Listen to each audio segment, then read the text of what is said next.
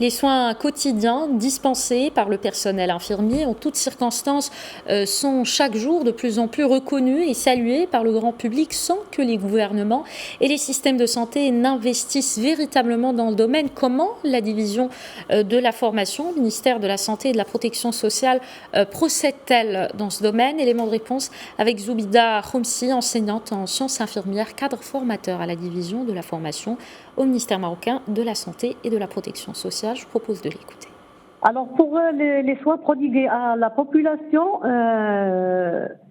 avec les difficultés que vivent les professionnels, c'est comme tout métier, c'est un métier à risque, c'est un métier difficile, mais la prise de conscience du ministère de la Santé de cette difficulté et bien sûr des conditions dans lesquelles travaille le personnel. Et d'ailleurs, ils ont fait preuve, malgré les difficultés, ils ont fait preuve de volonté et d'engagement et de dévouement lors de la pandémie Covid-19. Donc, ils ont fait preuve de responsabilité, et le ministère de sa part, il les encourage, et d'ailleurs tout ce qui est fait pour le personnel dans ce cadre, c'est l'amélioration de la situation administrative.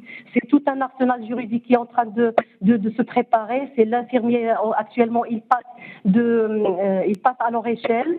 L'infirmier, il a une licence, il a un master. D'ailleurs, au niveau de notre division de la formation qui relève du ministère de la Santé, on a préparé 5 masters. Donc, le système de formation, il